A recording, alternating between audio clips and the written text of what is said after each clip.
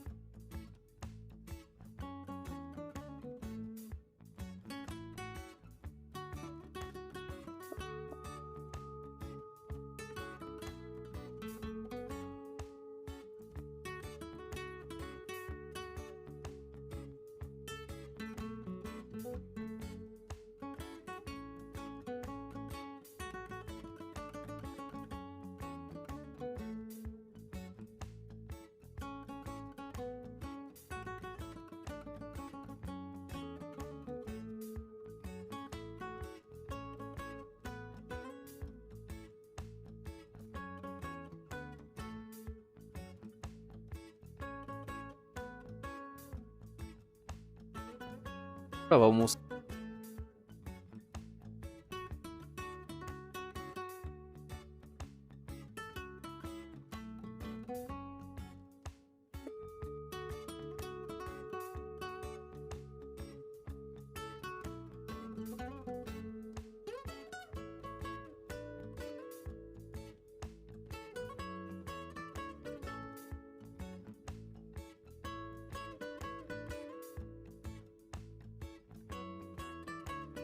a aclarar correctamente qué es la filosofía analítica y qué es la filosofía del lenguaje y cómo se relaciona entre sí, aunque ya tenemos cierto contexto con Wittgenstein, de Frege, Rousseau, perdón, Russell, con Austin. Pero la filosofía analítica tiene un enfoque general, ¿no? Que muy general, que se caracteriza por un interés en el análisis lógico y conceptual, en lugar de abordar temas de manera metafísica especulativa. Los filósofos analíticos tienden a centrarse en la claridad, la precisión, la descomposición de los conceptos. Abarca una amplia gama de temas como la ética, metafísica, filosofía de la ciencia, filosofía del lenguaje, la epistemología, pero el lenguaje juega un papel clave en la filosofía analítica.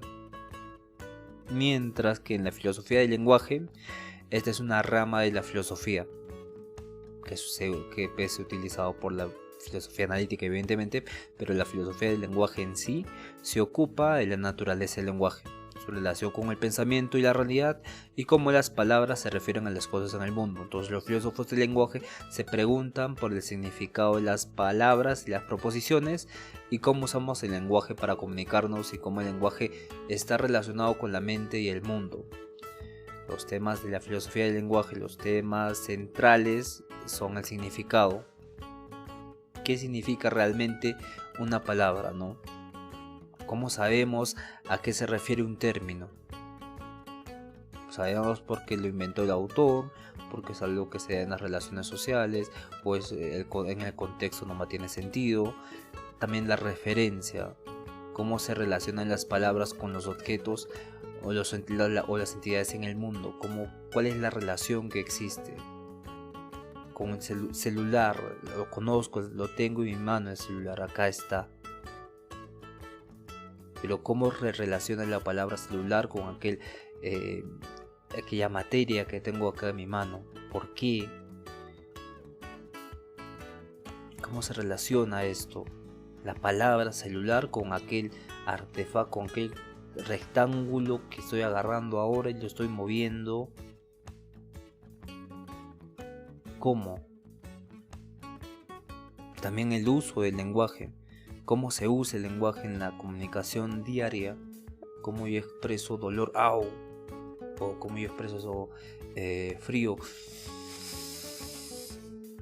y se entiende. ¿Y por qué se entiende? Por una práctica social compartida en el contexto, como diría Austin, o porque es algo innato ya la comunicación no verbal que tienen los seres humanos. Cómo los contextos y las prácticas sociales afectan el significado y la verdad, sobre todo, ¿no? La verdad significa que una oración sea verdadera o falsa, o la verdad es algo más extenso, es algo como la naturaleza de la realidad, el bien de Platón.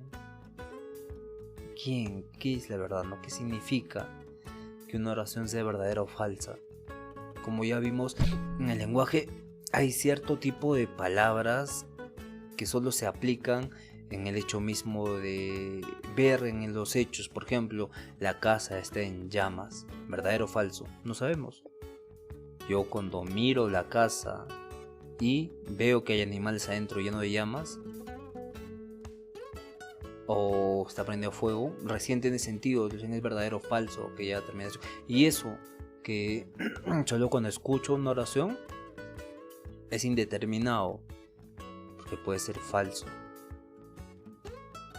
Y esto hace que la filosofía del lenguaje sea una parte muy importante para la filosofía analítica, porque la filosofía analítica, como dijimos, busca este sentido claro, este tipo de rigidez lógica y conceptual es bien estructurada, parecida a la ciencia, cómo aplica el interés del lenguaje al uso universal, uso objetivo, uso claro, precisión, claridad. También descomponer conceptos abstractos filosóficos y estudiarlos desde esa perspectiva para hacerlos preciso, en otras palabras, en estos términos. Y bien, Ludwig Wittgenstein es un filósofo que trata de ser esto, o sea, que es un filósofo analítico para muchos, pero el segundo Wittgenstein va en contra de este lenguaje rígido y más bien se pone a favor del lenguaje ordinario. Entonces se considera un filósofo del lenguaje, no un filósofo analítico, pero los analíticos usan a Wittgenstein. Frege también cuando trata de matematizar la lógica, tiene este enfoque analítico. Russell, cuando lo interpreta y las paradojas que hace, ya lo convierte en un tipo de... utiliza la filosofía del lenguaje, pero con un enfoque analítico también. No es hasta Kimne que ya se interesa mucho por la filosofía del lenguaje. Y en términos generales, bueno, así vemos como distintos filósofos utilizan la filosofía del lenguaje para crear esta corriente de la filosofía analítica que trata de cientificar o matematizar el lenguaje y para resolver problemas filosóficos con un lenguaje claro y preciso. Y en el enfoque analítico se encarga de varias ramas de la filosofía y pone énfasis en la claridad, la lógica, la rigidez. Tenga en claro solo estos dos mejor. Claridad y lógica, nada más. Claridad y filosofía analítica pone énfasis en la claridad y la lógica referentes a temas filosóficos, que incluye una parte importante, el lenguaje, que agarra el lenguaje como instrumento para hacer los términos más claros y más lógicos. Mientras que la filosofía del lenguaje es una rama de la filosofía que se centra en la estructura, en el significado, en el estudio del lenguaje, en el uso y la relación de la mente y la realidad. Recuerden eso, la filosofía del lenguaje es el estudio del lenguaje, su estructura, su significado, su uso y la relación con la mente y la realidad. O sea que es más abstracto, más profundo en la filosofía del lenguaje, pero la filosofía analítica busca esta claridad y busca la lógica, que usa evidentemente el lenguaje como fuente principal de entendimiento, de conocimiento incluso, determinado al estudio de la filosofía, de varias ramas de la filosofía. Es como un enfoque que le dan los filósofos a varias ramas de la filosofía que buscan más claridad, más lógica en problemas filosóficos, que incluyen el lenguaje, que usan el lenguaje específicamente. Pero la filosofía del lenguaje es la rama de la filosofía que se especializa en el estudio del lenguaje, su estructura, su significado, su uso y la relación de la mente y con la realidad. Bien, hasta ahí tenemos claro entonces esta distinción que ya debe haber quedado claro evidentemente, pero no está de más también mencionarlo. Una vez entendido todo esto, vamos a pasar ahora a los ejemplos de la aplicación práctica y los debates actuales de la filosofía del lenguaje, pero referidos a este enfoque analítico del lenguaje, que, como ya mencionamos, es un enfoque de cómo se debe investigar la filosofía, pero la filosofía del lenguaje estudia la estructura, naturaleza y cosas muy interesantes del pensamiento referido a la realidad que sucede con el lenguaje. Entonces a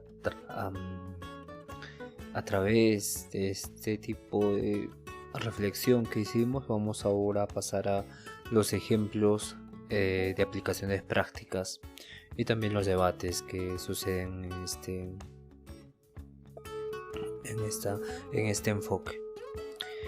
Bien, el impacto del lenguaje en la inteligencia artificial ha sido fundamental, como podemos entender. En el ámbito de este desarrollo de la CIA hay un debate importante sobre la comprensión de la semántica. Si le preguntamos a una máquina si realmente entienden o simplemente están manipulando símbolos de acuerdo con reglas que ya sus programadores han predefinido. Entonces aquí puede haber una gran confusión en que nosotros pensemos que cuando le preguntamos algo a la IA, ella nos responda de manera lógica, coherente, extensa, detallada, pero la pregunta es si entienden la pregunta o solo es una relación de algoritmos que manipulan símbolos de acuerdo con unas reglas que ya se definen, con el sentido de las reglas y bueno, pues también el sentido de las palabras, ¿no? Y ahora vemos cómo las IAs también pueden hacer chistes, pero estos chistes son reales. ¿Y qué hace que un chiste sea chiste, no? La comprensión de ese tipo de estructura compleja que nos lleva a una sensación de alegría, o como lo hacía un proceso de predicción de qué puede causar ironía frente al uso determinado de un lenguaje.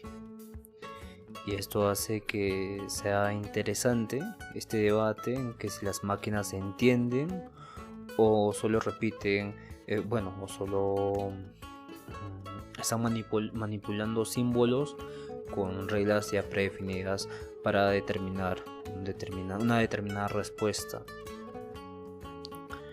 Y esto evidentemente es algo que Wittgenstein seguramente no estaría fascinado en nuestro tiempo, y él diría que el pragmatismo, ¿no? El lenguaje como acción y contexto es diferente al de la CIA, porque la IA solo es un algoritmo, pero nosotros estamos en un tipo de estructura diferente que no es que la comprensión que tenemos del lenguaje y de preguntas que no podemos hacer es diferente al contexto de una IA.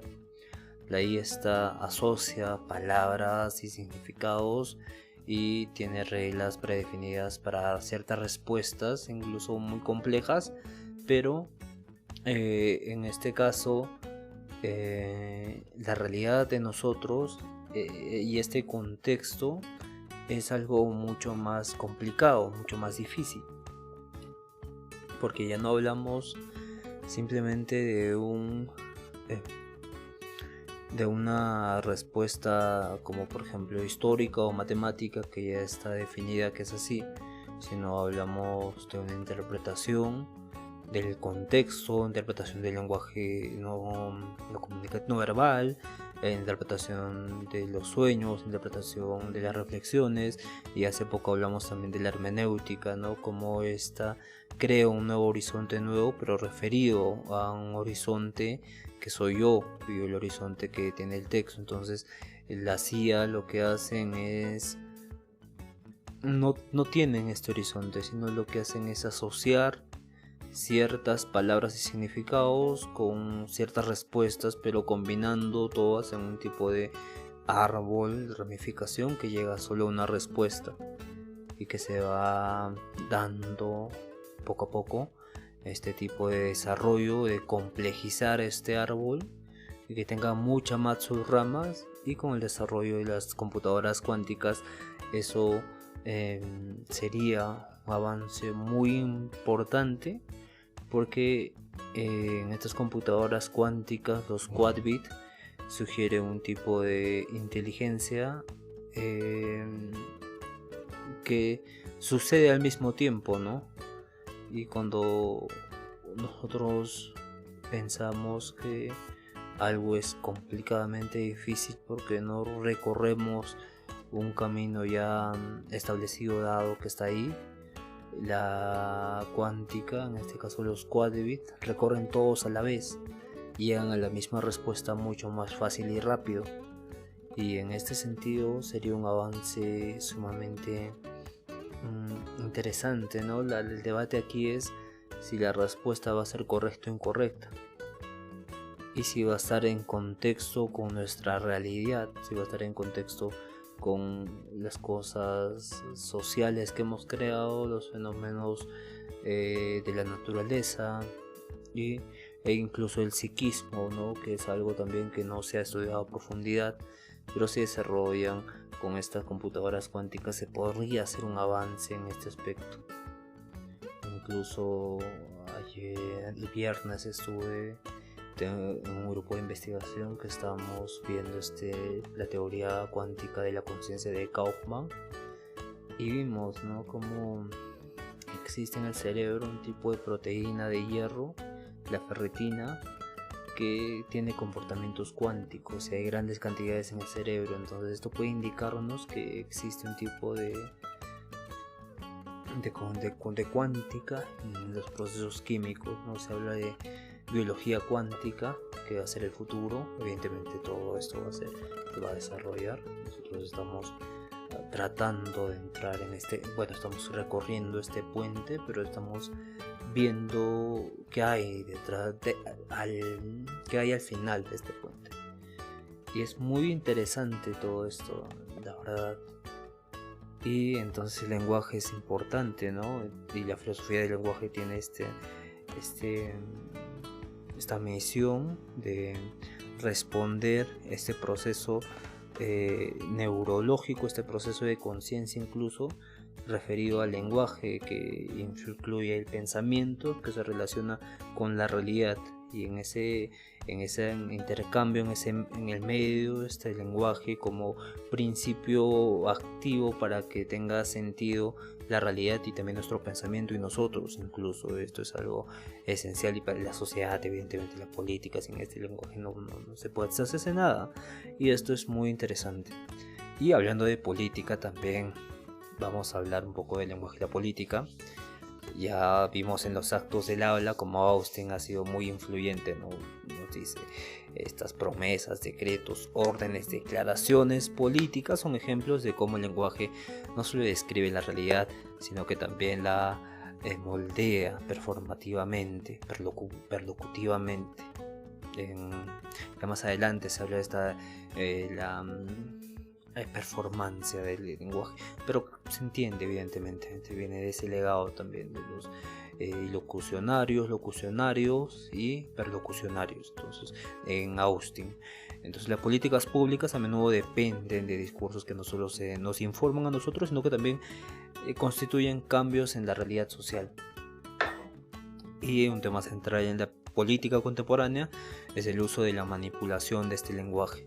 Los discursos políticos pueden jugar con las palabras para crear un tipo de percepción de la realidad que no refleja la realidad.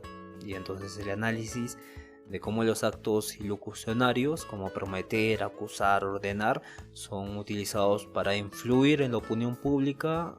Y un ejemplo de esto es la forma que los políticos utilizan el lenguaje para desinformar o persuadir, creando así narrativas que movilizan a gente o desvían la atención hacia otros problemas. Entonces, ya discusiones actuales sobre estas posverdad o la fake news también están profundamente relacionadas con el poder que tienen las palabras para dar forma a las creencias y emociones de las personas.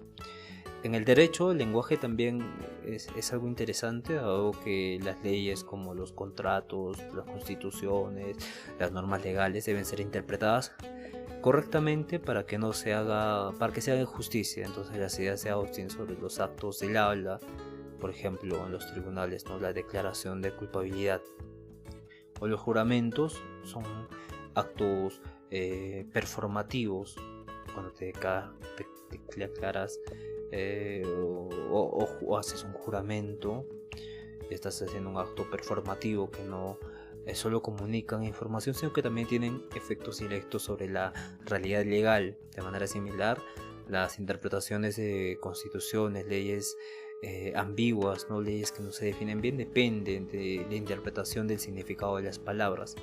Entonces el debate aquí en la filosofía del derecho, es la interpretación constitucional. La ambigüedad en el lenguaje de sus textos legales genera diversas interpretaciones. Entonces los filósofos del derecho, influidos por la filosofía analítica, abordan si la interpretación debe ser original o evolutiva.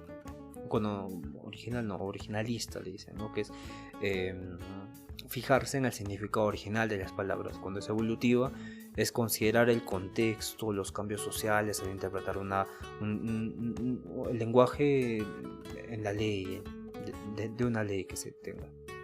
Entonces los actos locucionarios en el derecho también abren este debate sobre las intenciones de los legisladores. Intenciones, ya nos referimos a un tipo de filosofía de la mente, de la subjetividad, y cómo estas intenciones deben reflejarse en la aplicación de la ley. Como vimos, está fuertemente influenciado la filosofía del lenguaje con la filosofía de la mente. Y entonces los avances también de la IA, ¿no? Y la ética sobre la que la IA y el lenguaje de los algoritmos funciona es bastante interesante, dado que si utilizamos sistemas de inteligencia artificial para hacer, por ejemplo, en la toma en guerras, por ejemplo, ¿qué pasaría cuando un dron, y este debate se ha abierto muchas veces en distintos espacios, qué pasaría cuando un dron quiere matar terroristas, pero tiene una falla de precisión en el sistema y resulta que asesina a un inocente? En este caso, ¿quién es el culpable? ¿No es la máquina, o es el programador, o es el dueño de la empresa? Y si creamos una IA independiente que se autorregule a sí misma, evidentemente vamos a deslindarnos de la responsabilidad de haber creado una máquina así, pero también en el lenguaje de los algoritmos existen fallos, y cada vez el contexto de la realidad del mundo donde estamos es bastante relativo, todo es bastante relativo, ¿no?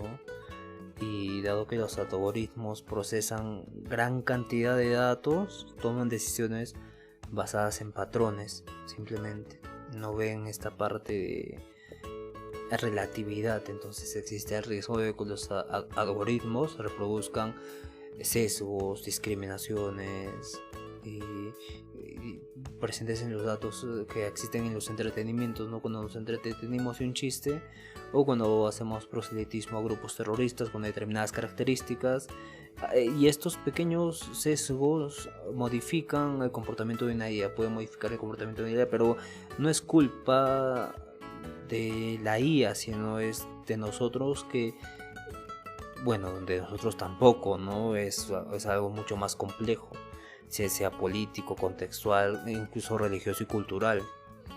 Pero en este sentido existe este tipo de falencias en el lenguaje de la inteligencia artificial, en el lenguaje de los algoritmos. Entonces es el lenguaje el debate que surge de aquí es que hasta qué punto los algoritmos y los sistemas de IA deberían ser diseñados para reflexionar sobre la moralidad en su uso del lenguaje. Ellos tendríamos que incluir este tipo de autonomía para que reflexionen sobre lo bueno y lo malo a la CIA, para un programa, evidentemente, programarlos para que reflexionen sobre la moralidad, o que sean simple máquina para hacer cosas, órdenes. y aquí pueden los sistemas de IA comprender o no pueden comprender las implicaciones éticas de las decisiones que se toman, ¿no? Repercusiones, el entendimiento del lenguaje humano, incluso no verbal, los gestos y tal como lo conocería un ser humano, ¿no? El presentimiento, este tipo de corazonadas, el arte, el amor, el ser humano es muy complejo, hay una delicada línea entre lo utilitario y pragmático del ser humano y lo trascendente en su comportamiento. Y cuando se pasa la IA al lado de lo trascendente, entender lo trascendente, ya viene un cierto error en el sistema que puede cometer errores como también no los puede cometer, pero en el sentido hecho de darle un tipo de reflexión de moralidad, ya le estamos brindando un tipo de apertura que pueda tener errores de programación, errores algorítmicos. Entonces el debate gira en torno a la moralidad del lenguaje algorítmico y cómo las máquinas que no tienen intenciones humanas deben ser guiadas para evitar injusticias sociales, injusticias culturales, como sea también, ¿no? Con la pérdida de trabajo por medio de las máquinas. Las máquinas hacen un trabajo muy completo, no tienen descanso, no te dicen que no cobran sueldo, sino que están ahí dando,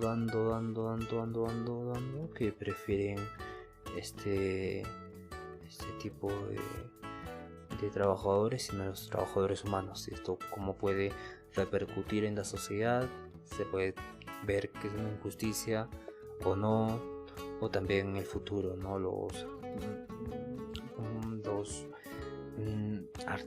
Artistas no tanto, ¿no? Pero sí los programadores, los que dibujan.